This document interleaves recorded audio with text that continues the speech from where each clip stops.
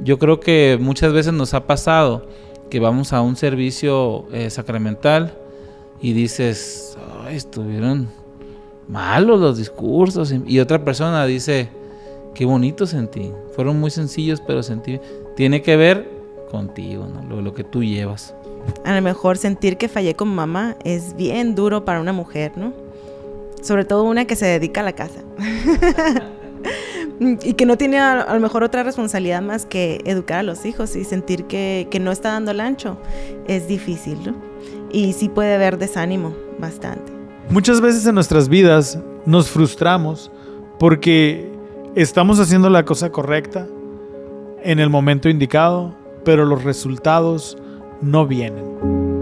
Esto es Ven, síguelo. Un enfoque práctico de las Escrituras con Adrián Diarte, Damara Durán y Eduardo Vadillo. Comenzamos. Un misionero, un astuto enemigo y un segundo testigo. En estos capítulos conoceremos lo desafiante que puede llegar a ser el tratar de cumplir con el mandato del Señor. Si bien la obra nos da un gozo como ninguna otra, no está exenta de desafíos, de desilusiones, decepciones y uno que otro corazón quebrantado. Sin embargo, el plan de redención, gracias a la expiación de Cristo, enjugará toda lágrima y todo será restablecido a su perfecta forma. Bienvenidos a este episodio 25. Ya 25. Jesucristo vendrá para redimir a su pueblo. Muy bien, me gusta mucho lo que decías, Eduardo, porque pensamos que cuando estamos viviendo el Evangelio, todo va a ser gozo. Y nos damos cuenta con estos capítulos, Damara, que si bien es cierto que tendremos un gozo eterno, muchas veces vamos a tener desafíos, vamos a tener tristezas y vamos a experimentar muchas cosas. En la historia que vamos a platicar el día de hoy, vamos a hablar de un alma hijo que enfrenta desafíos, que enfrenta fracasos y que tiene un duro oponente frente a él. Entonces, vamos a ver esta parte que está titulada como Mis esfuerzos por compartir el Evangelio requieren paciencia. ¿Ok? Y curiosamente, con la paciencia, pues lo único que nos puede dar paciencia son los problemas. Entonces hay que tener mucho cuidado cuando oremos por paciencia, porque no se van a acabar los problemas. Probablemente se queden ahí para enseñarnos que tenemos que aguantar, ¿ok? Entonces vamos a irnos directamente a las Escrituras. Vamos a leer el versículo 9 del capítulo 8, que dice: pero Satanás se había apoderado en sumo grado del corazón de los habitantes de la ciudad de Amonía. Por lo tanto, no quisieron escuchar las palabras de Alma. Llegó Alma y les predicó, y qué curioso que estos habitantes le dijeron: permíteme tantito, tú eres líder de tu iglesia, pero nosotros no pertenecemos a ella. Claro, puedo agregar, hay que recordar que Alma había dejado su cargo, como bien dices, y se lo había dejado a Sesrom. Entonces ya nada más era un líder eclesiástico. Perdón, Nefía. Sesrom sale más adelante. Spoilers. Disculpen. Y entonces Nefía ya se quedó como, por decirlo así, en la política. Uh-huh. Y él ya se dedicó a predicar el Evangelio con un testimonio, ¿cómo lo dice él? Como un testimonio puro, ¿no? Y ya entonces cuando consagrado sale, 100%. Sí. ¿No? Entonces de ahí, pues yo creo que ya le partieron el corazoncito a Alma, ¿no? O sea, le dijeron, ahí le dijeron cómo estaba la cosa. Ya no tienes la autoridad, ya no eres nuestro líder político, entonces no tenemos ninguna obligación de escucharte. Entonces dice el versículo 10, no obstante, Alma se esforzó mucho en espíritu,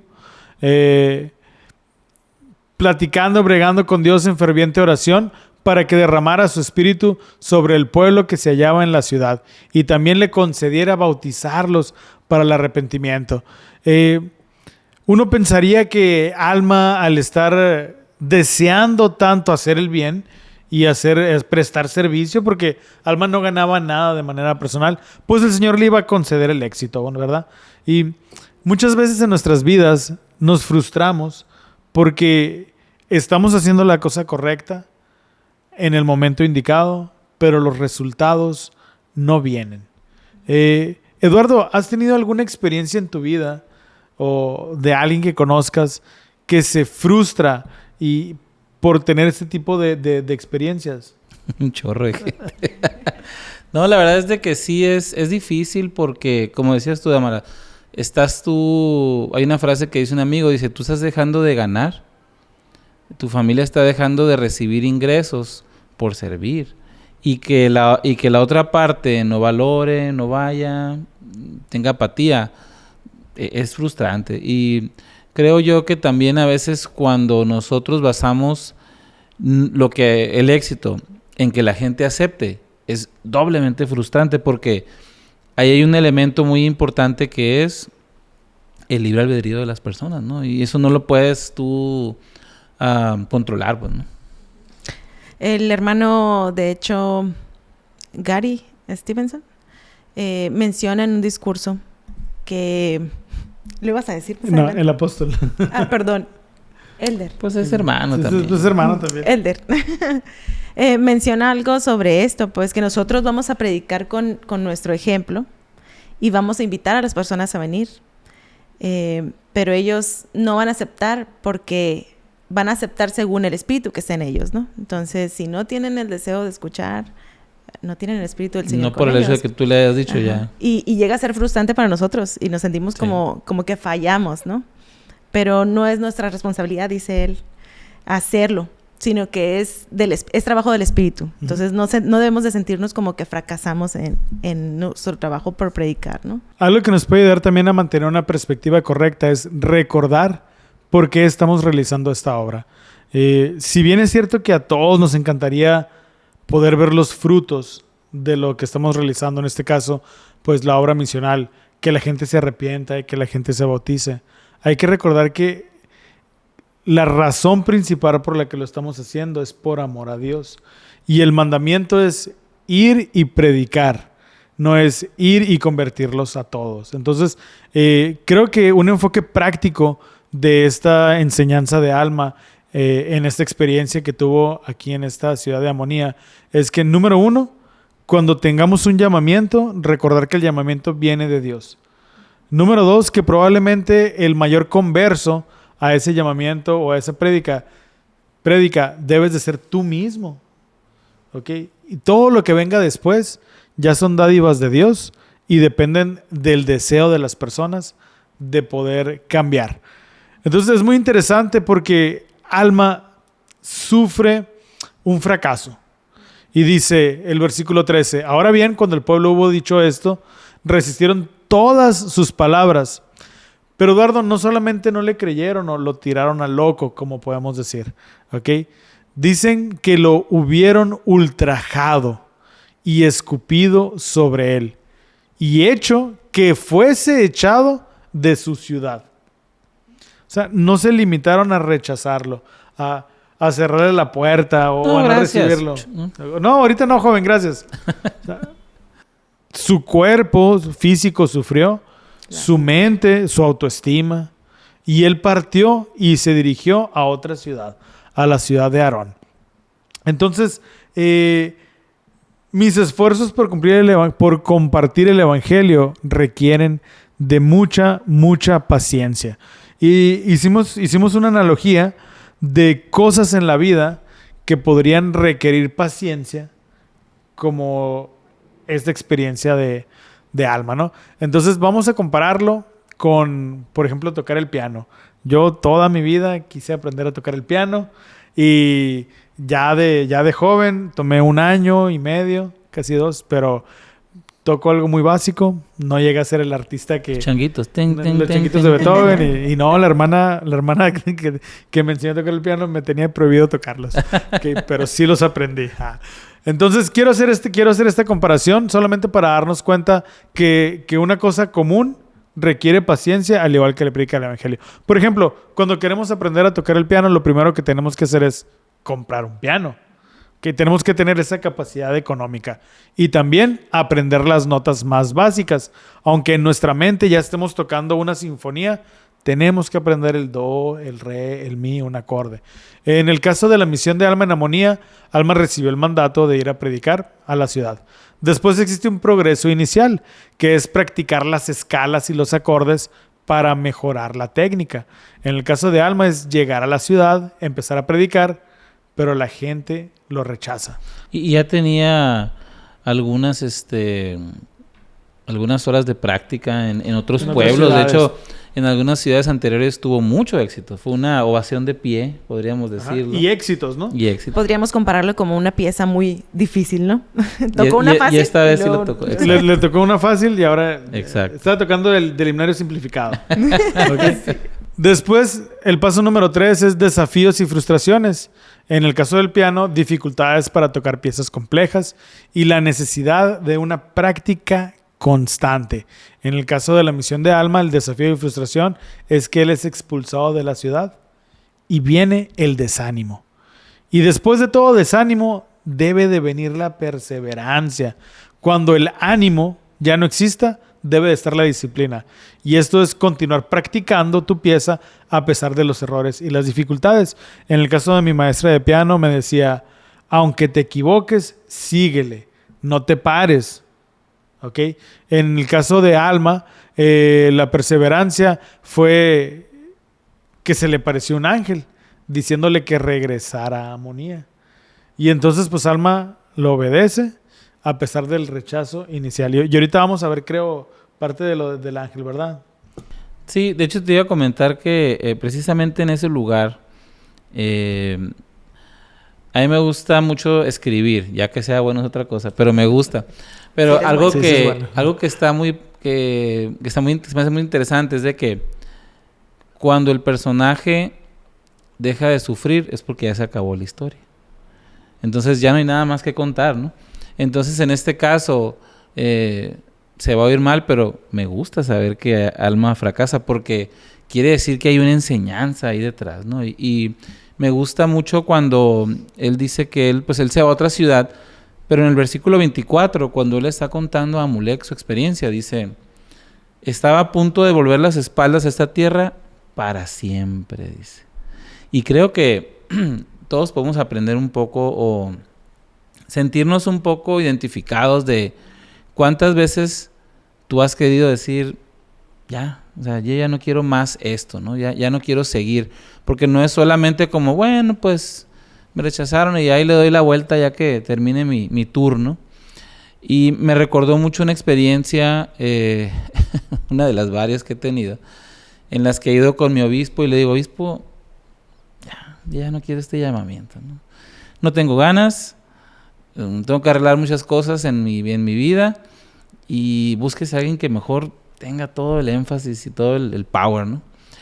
Y recuerdo en una ocasión, estaba con un obispo muy bueno, me ha tocado muy pacientes mis obispos. Y entonces, ya cuando le dije eso, yo era el presidente del coro, imagínate, pobre barrio, ¿no? Y entonces, yo cuando le pedí el relevo, me dijo él, ¿usted sabe por qué usamos corbatas? Y yo le dije, pues para verte formal, ¿no? Me dice, mire, a veces nos jala a la capilla nuestra pareja, dice. A veces nos jala el llamamiento, porque cuando tienes una responsabilidad, pues la piensas 2 veces para faltar. Pero si ya no le hace caso a la esposa y ya no tiene llamamiento, pues de la corbata para jalarlo, dice, ¿no? Entonces, y la enseñanza que él me dijo, y creo que es lo que más me impactó, me dijo, haga lo que pueda, aunque sea bien poquito. Es suficiente, dijo. Y más adelante vamos a ver cómo esas palabras se parecen a algo que el Señor le dice a ese pueblo, comparándolo con los lamanitas. Pero creo yo que una enseñanza es esa. A lo mejor vamos a sentirnos bien abrumados. Pues hagamos lo que podamos, ¿no? Que es el caso de lo que Alma intentó después. Así es, hagamos lo que podamos con lo que tengamos a la mano. Y bueno, para terminar esta comparación de tocar el piano y la experiencia de Alma en Amonía, después del desafío, frustración, perseverancia, vienen los logros. Al final del día vemos un rayito de luz. En el caso del piano, después de muchos años, puedes ser capaz de tocar canciones complejas y disfrutar ya de la música que estás tocando. En el caso de Alma, probablemente el logro más grande que él tuvo fue el encontrar a Amulek, quien se convierte en su salvador porque le da de comer después de muchos días de ayunar, pero también se convierte en su compañero. Así es. En aquella persona que podía él confiar, y después Amulek, después de ser un gran misionero, se convierte en un líder espiritual del pueblo, ¿no? Más adelante. Pero juntos logran predicar y, spoilers, logran convertir a muchas personas ahí mismo en Amonía, ¿no?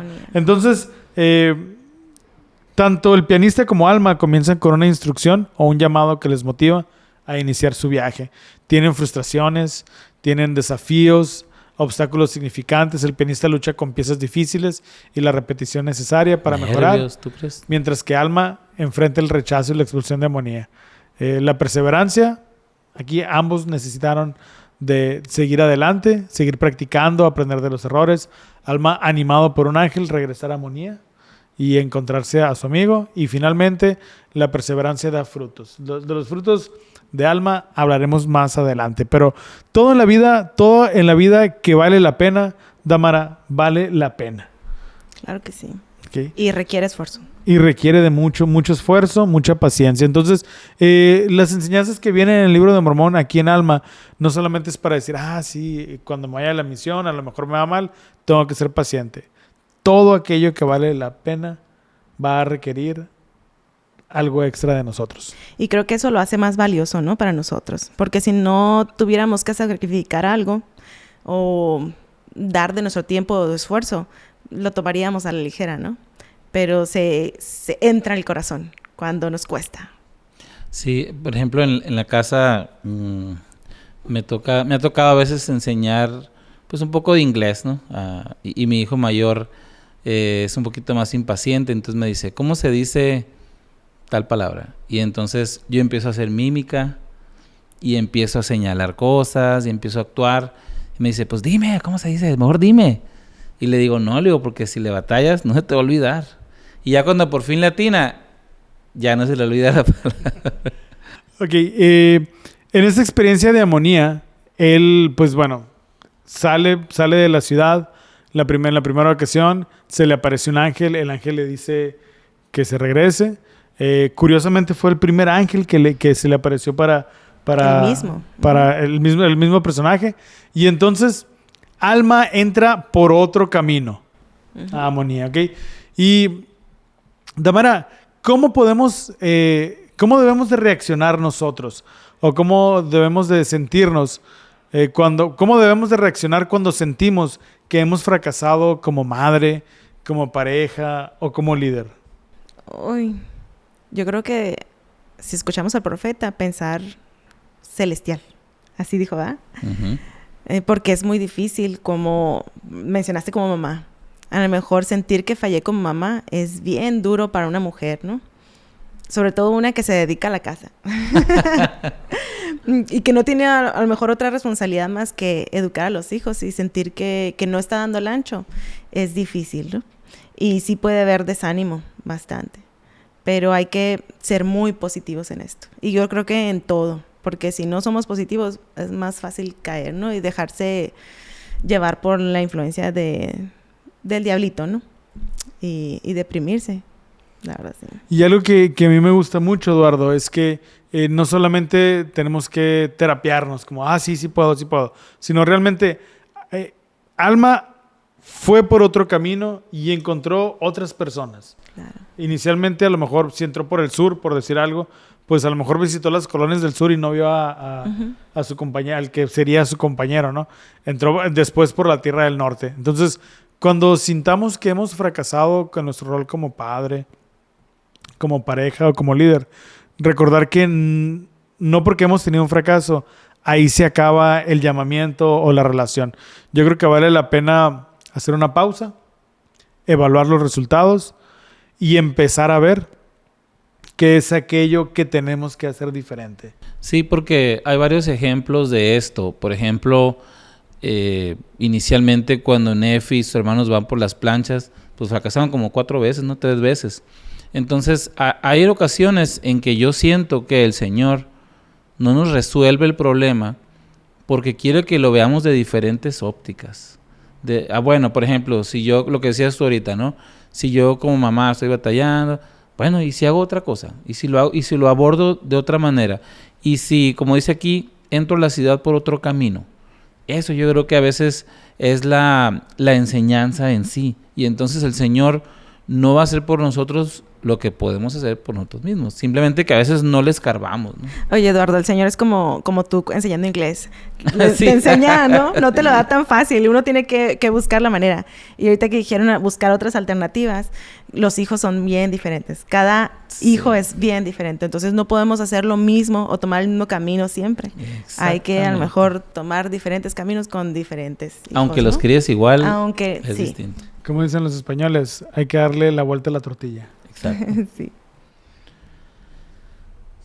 Muy bien. Pues bueno, algo que me gusta mucho de lo que sigue es de que tienen como su pequeño CCM, ¿no? Dice ahí la escritura que Alma permaneció muchos días con Muchos Amulek días. antes de empezar a predicar al pueblo. Y también hubo comida, ¿no? Y también hubo comida, es cierto. Y yo creo que a mí me gusta mucho imaginarme el dónde estaban. Y estaba Alma y Amulek, estaban como en el Salt Lake City, pero de los Neores, ¿no? O sea, era la mera mata ahí de la orden de los Neores. Entonces, como en Las Vegas. Bueno, ok. Saludos a Las Vegas. Y y estaba muy complicado y me gusta porque cuando ellos están hablando con el pueblo, rápidamente brinca alguien ahí, ¿no? Y dice en el versículo 2 del capítulo 9, dice, le hacen 2 preguntas, dice, ¿quién eres tú? ¿No? Primero. Entonces, vamos a creer el testimonio de un hombre, dicen, ¿no? Y luego la segunda en el versículo 6, ¿y quién es Dios? Dicen. Entonces, creo yo que nos da una fotografía muy clara de contra quién estaban lidiando, ¿no? Y yo creo que no es casualidad que amonía rime con agonía, porque eso es lo que estaban viviendo Sí. ellos ahí, ¿no? Ahora, ¿qué es lo que hace Alma? Me llama mucho la atención. ¿Qué es lo que les dice? Aparte de que les pone una tunda. Vamos a leer los versículos 8 y 9. ¿Puedes leer tú el 8, Damara, y tú el 9, Adrián? Claro que sí. He aquí, oh generación malvada y perversa, ¿cómo os habéis olvidado de las tradiciones de vuestros padres? Sí, que pronto os habéis olvidado de los mandamientos de Dios. ¿No os acordáis que nuestro padre Leí fue traído de Jerusalén por la mano de Dios? ¿No os acordáis que él guió a todos a través del desierto? Así es. Entonces, volvemos al punto que hemos visto en las Escrituras una y otra vez. Ujú. Acuérdense, no se les olvide. Como veíamos la clase pasada, quien no conoce su historia está condenado a repetirla. Exactamente. Como dice Talía, ¿no? Si no me acuerdo, no pasó. Haz de cuenta. Bueno, así decían. Así decía. Ahora bien, me gusta este concepto de que Dios tiene expectativas sobre nosotros. A veces pensamos como los neores que, bueno, pues Dios es amor y todo va a estar bien. Pues sí es amor, pero Él tiene una expectativa de nosotros. Él espera que hagamos ciertas cosas. Y me gusta que empieza a compararles a ellos con su acérrimo enemigo que son los lamanitas. Y dice en el 14... Y yo creo que es para picarles un poquito la cresta, ¿no? Porque en este punto los nefitas probablemente, y lo digo desde mi imaginación, no desde las escrituras, ya se sentían superiores. ¿Por qué? Por el hecho de ser descendientes de Nefi, por el hecho de más industriosos. de tener mejor tecnología, tal vez. Entonces, cuando los comparan con los lamanitas, es como compararlos con seres de un... Ellos lo pudieron haber sentido así, pues, ¿no? Inferiores. Exacto. Y entonces, sin embargo, ahí les va a aclarar algo precisamente de lo que dice Adrián, porque dice que ellos están separados de la presencia del Señor porque no han guardado los mandamientos. Y dice en el 15, Os digo, sin embargo, que será más tolerable para ellos en el día del juicio que para vosotros si permanecéis en vuestros pecados. Sí, dice, porque hay muchas promesas que se extienden para ellos, pues es por causa de las tradiciones de sus padres que han permanecido en su estado de ignorancia. Ahora, Adrián, ¿cómo es entonces? A ver, pues ¿qué nos supone que es igual con todos? ¿Por qué dice que va a ser más tolerable con ellos que con los nefitas? Bueno, porque todos vamos a ser juzgados, pero vamos a ser juzgados con un juicio justo. Entonces los lamanitas en este punto no habían tenido la oportunidad de que se les predicara el evangelio. Y muchas veces las decisiones que tomamos o los mandamientos que guardamos son basados en las enseñanzas que tenemos, en nuestras tradiciones. Y si bien es cierto, todos tenemos una conciencia o podemos tener una idea de lo que está bien o de lo que está mal, yo no veo al Señor castigando a un pueblo que no se le había predicado. Por ejemplo, todos sabemos que si ahorita nosotros tomamos café, no podríamos entrar al templo, ¿verdad? Uh-huh. Sin embargo, yo me llevé una gran sorpresa al leer que José Smith prácticamente toda su vida tomó café. Uh-huh. Sí, claro. Entonces, no lo veo al Señor castigándolo por haber tomado café, mientras que a nosotros, que se nos ha dado más luz y más conocimiento, ya lo tenemos, ¿no? De hecho, incluso la palabra de sabiduría fue gradual, ¿no? Fue hasta Eber J. Grant, cuando ya ahora sí era parte para entrar al templo, pero en lo demás era como una invitación, porque el Señor sabía que no iban a poder, ¿no? Y iba dando conocimiento línea tras línea, ¿no? Exactamente. Porque más luz, más conocimiento y también más responsabilidad o condenación, ¿no? Ese es precisamente el punto que trata esta parte. Y yo estaba pensando en esa ocasión que el obispo me dijo, pues haga lo que puedan. O sea, en ese momento a lo mejor yo no podría hacer todo lo que se esperaba de mí, ¿no? Por diferentes circunstancias. Y hay una cita del elder M. Russell Ballard. A él se le invita a un funeral de una persona que se suicida. Y entonces los hijos de esta persona, que era muy fiel, cada quien tiene una reacción, ¿no? Unos decían, no, ¿cómo se le ocurre? Ya se quedó en la celestial. La otra estaba lamentándose, a lo mejor debía haber hecho más, dice, ¿no? Pero me gusta lo que él dice, porque dice él, solo el Señor conoce todos los detalles y solo Él juzgará nuestras acciones aquí en la tierra.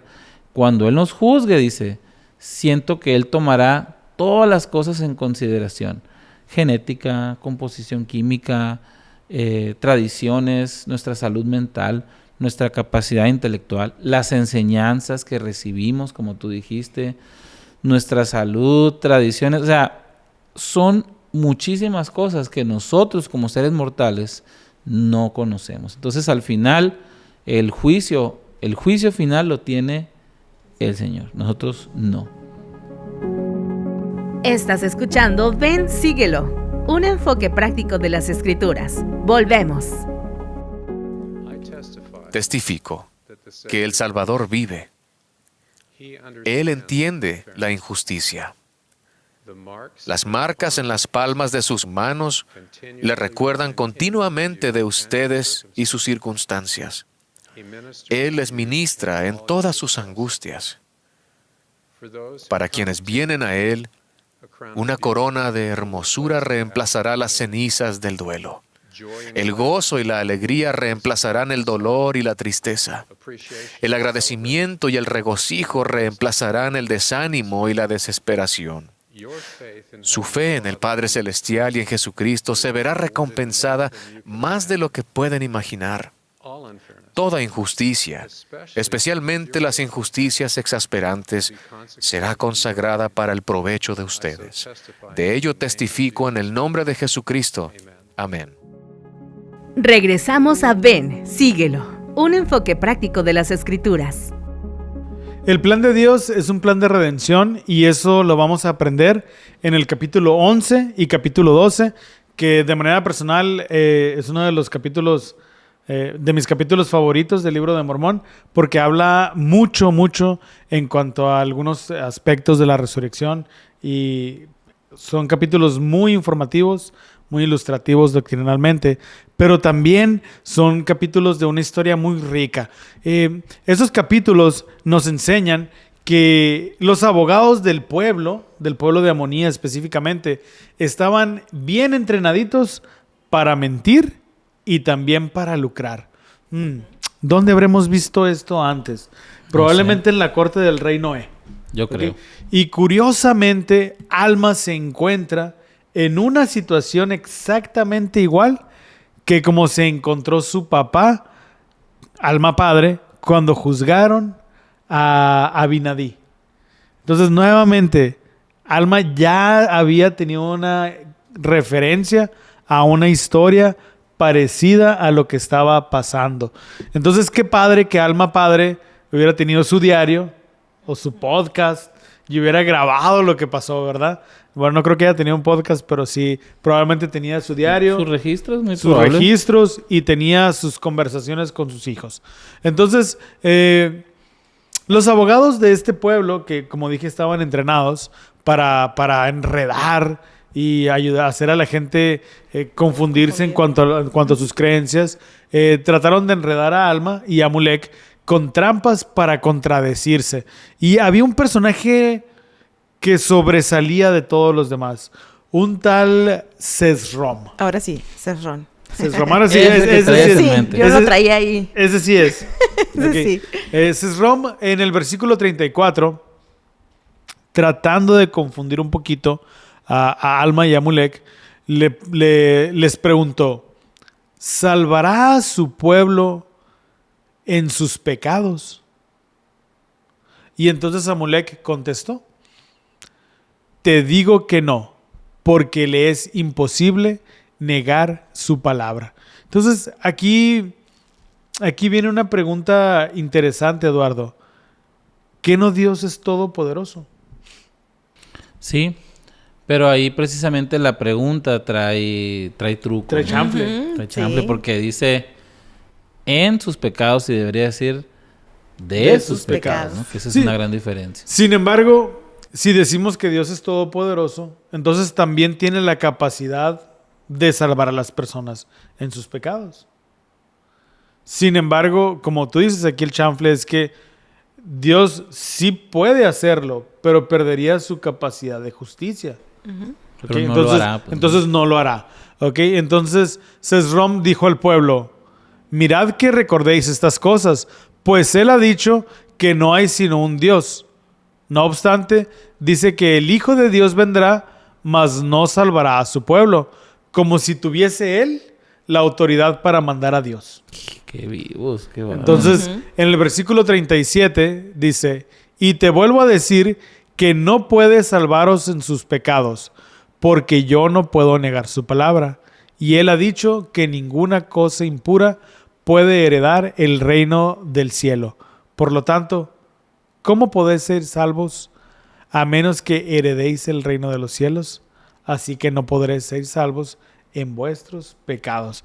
Es decir, había una explicación doctrinal, sin embargo, trataban de confundirlos, trataban de que en la explicación pudiera haber alguna confusión, llegar a la frustración, llegar a equivocarse de una palabra con otra y agarrarlo ahí en esa... Igual que con el situación. Salvador lo hacían bastante, ¿no? Como, ¿y quién es mi prójimo? Y eran expertos, ¿no? O sea, sí sabían, pero esa era la intención, ¿no? Y aquí la importancia de saber con quién estás hablando, Damara. Alma y Amulek sabían muy bien Las que intenciones. las personas con las que estaban hablando eran de la orden de los neores. ¿Quiénes eran los neores, Eduardo? ¿Te acuerdas? Los seguidores de Neor. Sí. Neor es el primer anticristo que viene en la historia del Libro de Mormón, cuya doctrina, a pesar de que él la negó ahí en su muerte, en su lecho de muerte, siguió Confesó. proliferando. Siguió proliferando. Bueno, estaba el Sherem en Jacob, pero creo que Neor es el primero que causa Revuelo. un efecto que sigue mucho más, incluso después de muerto, porque incluso funda su propia iglesia, ¿no? Entonces, es el primero que establece, por así decirlo, algo organizado, ¿no? Con esa misma vibra así del otro, ¿no? Entonces, ¿cuál era la creencia que Neor, o que Sesrom en este caso, estaba enseñando? Número 1, que los sacerdotes y los maestros no debían de trabajar con sus manos, debían de ser personas que los mantuvieran. Debía de haber un clérigo pagado, ¿ok? Qué a gusto. También igual que con el rey Noé. Entonces, la gente olvidó lo que había pasado cuando sucedía esto. Alma y Amulek decían, he aquí 6 ontis de plata, te los daré si negáis la existencia de un ser supremo. Eso se le dijo a Alma y a Amulek. Es decir, lo estaban tentando con dinero. Oye, pues te doy una lana para que niegues lo que estás diciendo. Soborno, Entonces, ¿no? Alma y Amulek le dijo, oh hijo del infierno, ¿por qué me tentáis? ¿Ignoras tú que los justos no ceden a tales tentaciones? Qué contraste, ¿no? Entonces Neor, otra de las cosas que enseñó o que predicó, dijo, todo el género humano se salvará en el postrer día, y a que no tenían por qué temer ni temblar. O sea, no había de qué preocuparse. Suena algo así como comed, bebed y divertidos. Creo que veían al Señor como salvador de todos sin importar, sin ver nada, ¿no? Porque Él nos ama y nos va a salvar así, ¿no? Exacto. Pero no es tan sencillo. Sí, pero no. Dice. Sí, pero no. Sin embargo, el Evangelio dice que Él vendrá al mundo para redimir a su pueblo y tomar sobre sí las transgresiones de aquellos que crean en su nombre. Y estos, aquellos que creyeron, son los que van a tener la vida eterna, y a nadie más viene la salvación. Recordemos que la prédica de Neor casa completamente con la idea que Satanás tenía en los cielos. Satanás decía que ninguno se iba a perder, bueno, porque él se iba a encargar que ninguno se perdiera, pero Neor predicaba que también ninguno se iba a perder a pesar de los pecados que cometiera. Entonces, esto al final del día es una falacia, es una mentira en sí misma, porque deja de cumplir con el objetivo por el cual estamos en la tierra, que es ser probados para ver si somos dignos de regresar a la tierra. Pero bueno, a todos nos gusta de repente que nos endulcen la oreja con 2 o 3 palabras o doctrinas incorrectas, ¿verdad? Entonces, Alma y Amulek resistieron los ataques, número 1, porque tenían un conocimiento de la doctrina. Número 2, porque habían estudiado y habían orado y ayunado, ¿ok? Entonces, ¿qué podemos hacer nosotros? ¿O qué podemos enseñar a nuestros hijos para cuando se les introduzca a doctrinas nuevas y populares? Eduardo, Damara, platíquenme. Pues yo creo que lo primero es compararlo con el punto de referencia que tenemos, ¿no? Por ejemplo, en este caso, esto de que todos van a tener la vida eterna. Ok, pues todos pueden, ¿no? Si hacen un esfuerzo, pero hay esto y esto y esto que hay que hacer, ¿no? Entonces, creo que la manera más eficaz es compararlo con las revelaciones modernas y con las enseñanzas que tenemos hoy en día. Eso sería una manera, ¿no? Claro. Yo creo que van a haber oportunidades, a lo mejor no oportunidades buenas, ¿no?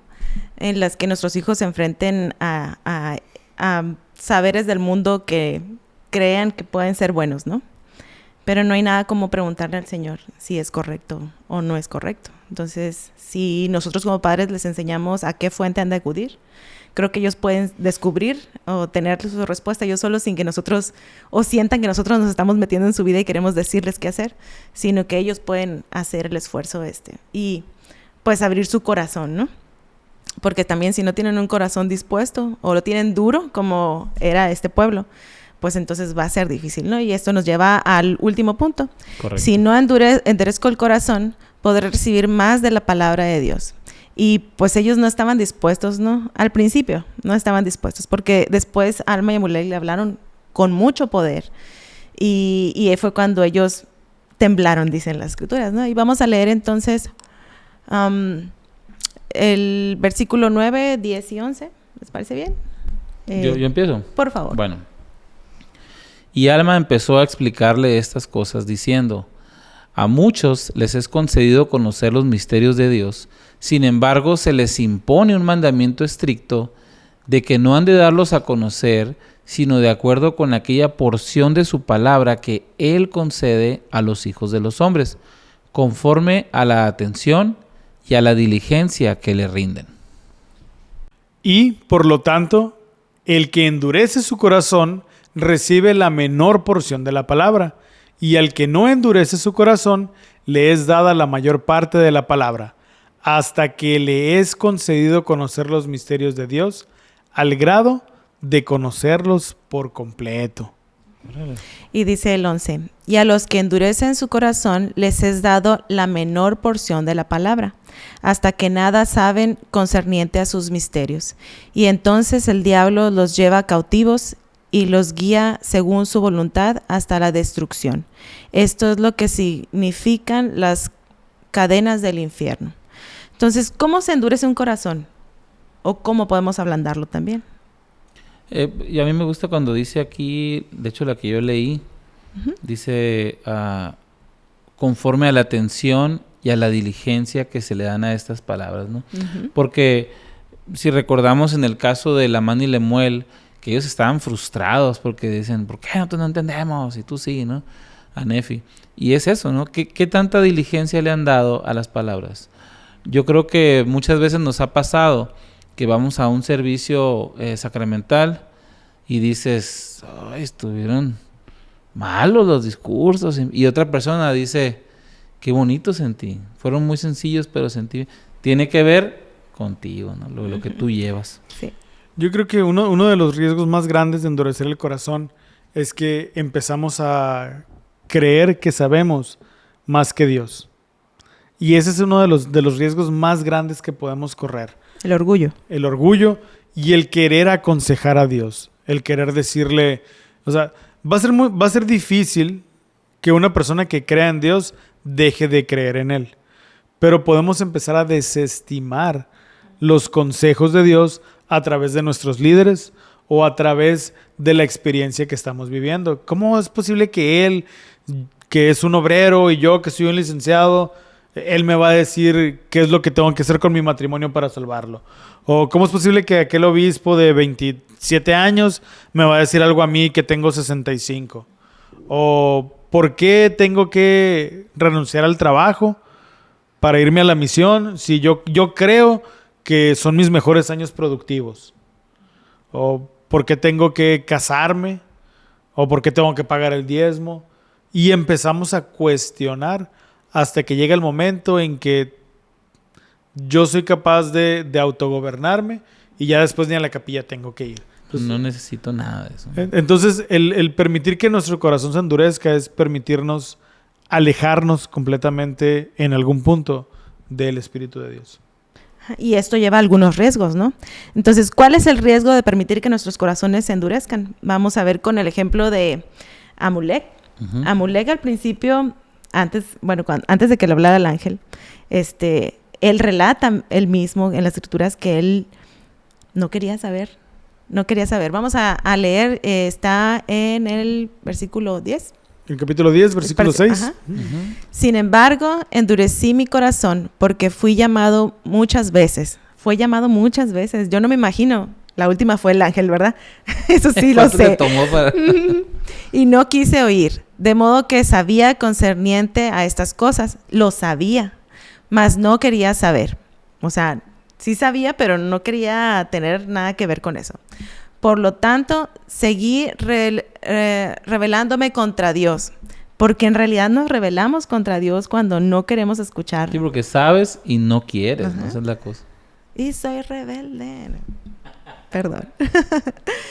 Dice, en la iniquidad de mi corazón, hasta el 4º día de este 7º mes, en el 10º año del gobierno de los jueces. Exactamente el día, ¿no? Eduardo nos decía ahorita, exactamente el día él sabía en el que permitió que su corazón no estuviera más duro, ¿no? El día de su conversión.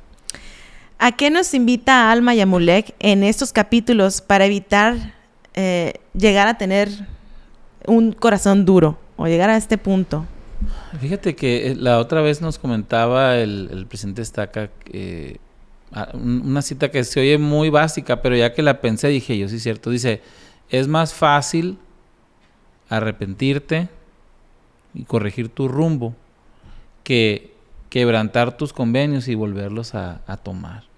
Y realmente cuando nosotros, por ejemplo, en el caso de Amulek fue un caso de éxito, pero ¿qué hubiera pasado si él hubiera seguido primero no escuchando el llamado y después ya no queriendo saber, y por último que se hubiera seguido rebelando?